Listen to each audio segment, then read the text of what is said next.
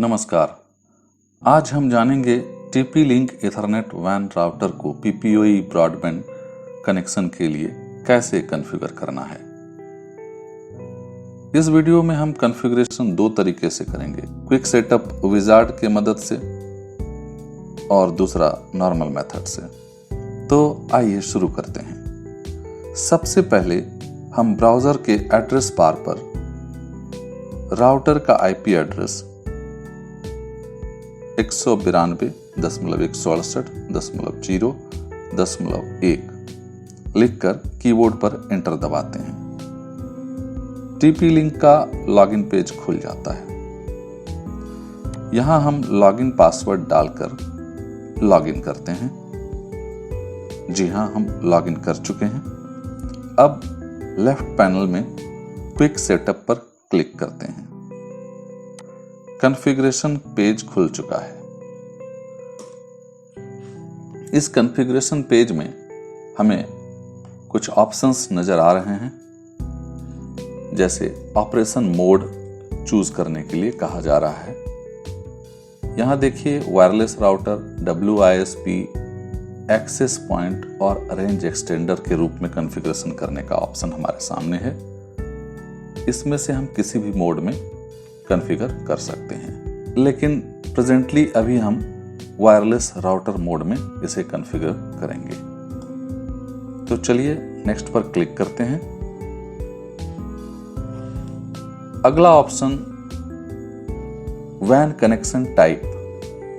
चूंकि हमने पहले ही इस वीडियो में लिखा है कि हम इसे PPOE ब्रॉडबैंड कनेक्शन के रूप में सेटअप करना सीखेंगे।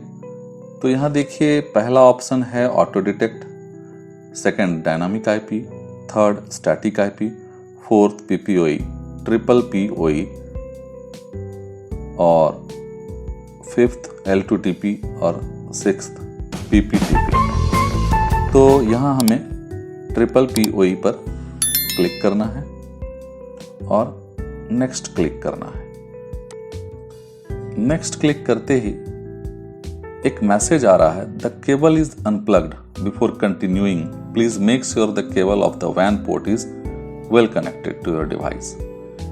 चूंकि हमने WAN पोर्ट पर केबल नहीं लगाया है, इसलिए ये वार्निंग मैसेज है। चलिए अभी हम WAN पोर्ट पर केबल लगा देते हैं। हमने केबल लगा दिया है। अब ओके पर क्लिक करते हैं। तो देखते हैं आगे। ये क्विक सेटअप मेथड में ट्रिपल POE यूजर नेम एवं पासवर्ड मांगा जा रहा है। तो यहां हम ISP द्वारा दिए गए यूजर नेम को डालेंगे और पासवर्ड 2 दफे डालेंगे। एक बार सिंपल पासवर्ड और दूसरी बार उसे कंफर्म करेंगे। तो हमने यूजर ID डाल दिया। अब हम पासवर्ड डालते हैं और इसे कंफर्म करते हैं। अगेन नेक्स्ट पर क्लिक करते हैं। अब यहां देखिए वायरलेस नेटवर्क नेम है, इसे हम अपने अनुसार चेंज कर सकते हैं। इसे SSID भी कहा जाता है। वायरलेस नेटवर्क नेम में जो भी नाम हम रख देंगे, वही नाम हमें वायरलेस सिग्नल के रूप में अपने वाईफाई एक्सेस डिवाइस में, मोबाइल हो या हमारा कंप्यूटर हो, उसमें जैसे ही हम वायरलेस को सर्च करेंगे तो यही नाम हमें दिखाई पड़ेगा SSID के रूप में, वायरलेस नेटवर्क नेम के रूप में। तो हम यहाँ वायरलेस नेटवर्क नेम बदल सकते हैं। तत्काल हम इसे यूं ही रहने देते हैं और सिक्योरिटी की के जगह जो पासवर्ड है, ये WPA2 PSK में क्लिक करके हम यहाँ वायरलेस पासवर्ड डाल सकते हैं। यहाँ हम डाल देते हैं, पासवर्ड चेंज कर देते हैं। जो डिफॉल्ट पासवर्ड था वो बदल कर हम नया पासवर्ड डाल देते हैं। हमने नया पासवर्ड डाल दिया है। अब देखिए यहाँ मोर एडवांस्ड वायरलेस सेटिंग में एक बात गौर करने योग्य है। ये जो चैनल है, चैनल में ऑलवेज ऑटो रखिएगा, क्योंकि 2.4 गीगाहर्ट्ज हो या 5 गीगाहर्ट्ज हो, इसमें लिमिटेड चैनल्स होते हैं और ये ऑटो शिफ्ट कर लेता है यदि कंजेशन हो किसी एक चैनल पे। यदि आप फिक्स कर देंगे तो कंजेशन होने के बावजूद भी उसी चैनल में रह जाएगा। तो अभी नेक्स्ट करते हैं।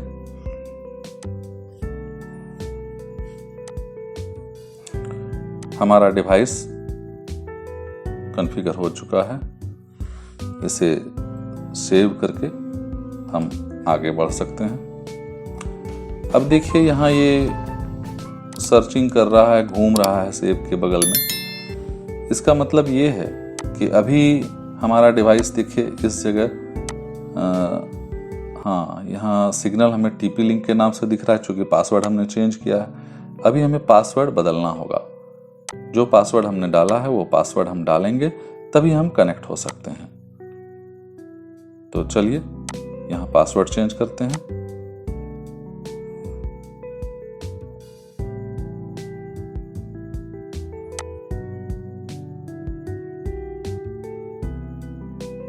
ओके, अब देखिए ये डिवाइस फिर से कनेक्ट हो चुका है।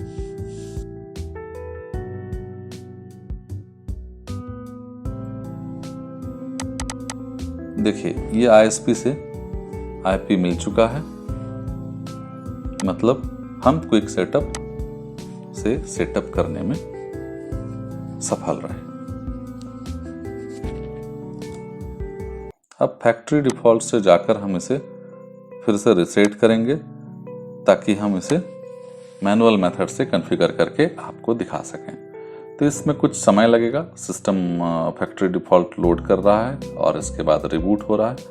रिबूट होने के बाद जैसे ही रिबूट हो जाएगा सिस्टम, फिर से हमें डिफ़ॉल्ट पासवर्ड डालकर कनेक्ट करना होगा वाईफाई से, क्योंकि जो पासवर्ड हमने डाला है वो तो रहना है नहीं, डिफ़ॉल्ट पासवर्ड पर आ जाएगा, फैक्ट्री डिफ़ॉल्ट पासवर्ड पर आ जाएगा। तो ये डालकर फिर से हम कनेक्ट करेंगे। देखिए यहाँ ब्लैंक रख देने से ये एक्सेप्ट नहीं कर रहा है, तो अभी हमें यहाँ डिफ़ॉल्ट पासवर्ड डालना ही होगा।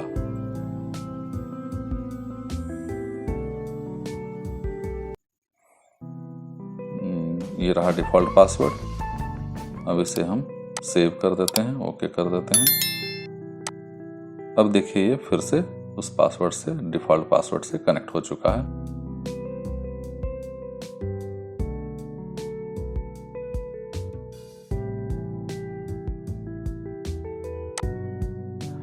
अब फिर से हम आईपी डालते हैं। लॉगिन पेज खुल चुका है। फर्स्ट टाइम जैसे ही कोई राउटर खुलता है, लॉगिन पेज आता है, तो यहाँ देखिए एक ऑप्शन दे रहा है क्रिएट लॉगिन पासवर्ड का। अब हम यहाँ create login password first time करते हैं और उसका कंफर्म पासवर्ड भी डाल देते हैं, जो हमने क्रिएट लॉगिन पासवर्ड के फर्स्ट वाले टेक्स्ट बॉक्स में डाला है, वही हम कंफर्म में भी डालते हैं। और इस तरह से लॉगिन हो चुका है। स्टेटस में जाकर देखते हैं तो ये वैन से डिस्कनेक्टेड शो होगा, हमारे इंटरनेट से डिस्कनेक्टेड शो होगा। देखिए आईपी सारा 00 है। अब चलते हैं हम लोग नेटवर्क में।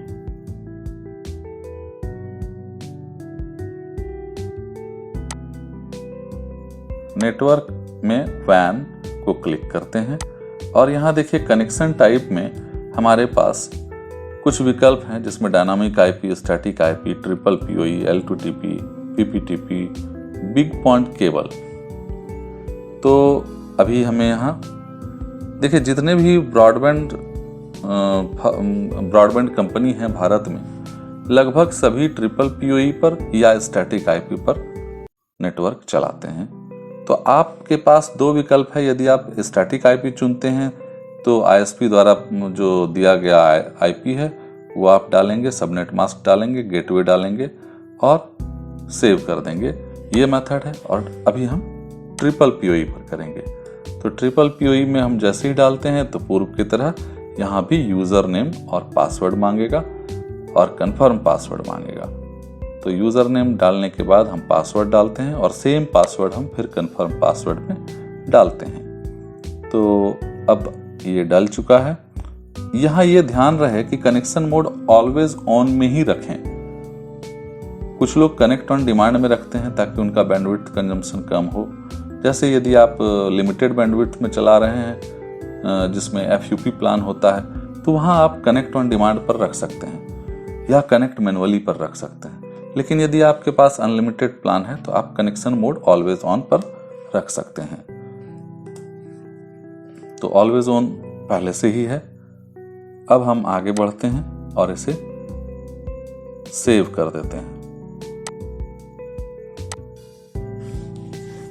हाँ, एक चीज और देखिए, एडवांस मोड में कुछ लोग सर्विस नेम डालकर भी चलाते हैं। जैसे रेलटेल का कनेक्शन होगा जो सर्विस नेम देकर चलाते हैं, तो सर्विस नेम पर हम जो भी वो प्रोवाइड करते हैं सर्विस नेम वो डालते हैं और यहाँ डालना मस्ट होता है सर्विस से चलाने के लिए।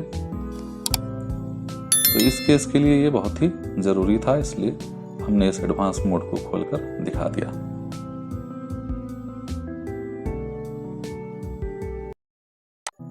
सेव करते हैं, वायरलेस टैब पर क्लिक करते हैं और बेसिक सेटिंग्स में देखिए हम वायरलेस नेटवर्क का नाम बदल देते हैं। जैसे ही नाम बदलेंगे अप्लाई करते ही नेटवर्क डिस्कनेक्ट हो जाएगा।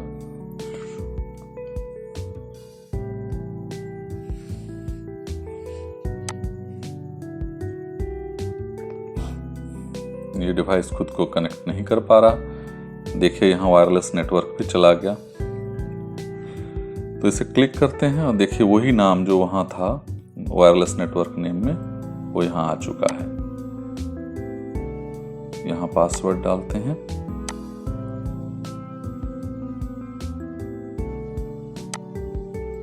अभी डिफॉल्ट पासवर्ड से ही कनेक्ट करना होगा। डिफॉल्ट पासवर्ड को फिर हम चेंज कर लेंगे अभी वायरलेस सिक्योरिटी टैब से क्लिक करके। तो चलिए, बेसिक सेटिंग कंप्लीट हो चुकी है, हम कनेक्ट भी हो चुके हैं डिवाइस से। अब हम लोग पासवर्ड बदलते हैं। तो वायरलेस सिक्योरिटी पर क्लिक करेंगे। देखिए यहाँ डिफॉल्ट पासवर्ड पड़ा हुआ है, इसे हम लोग बदल देते हैं।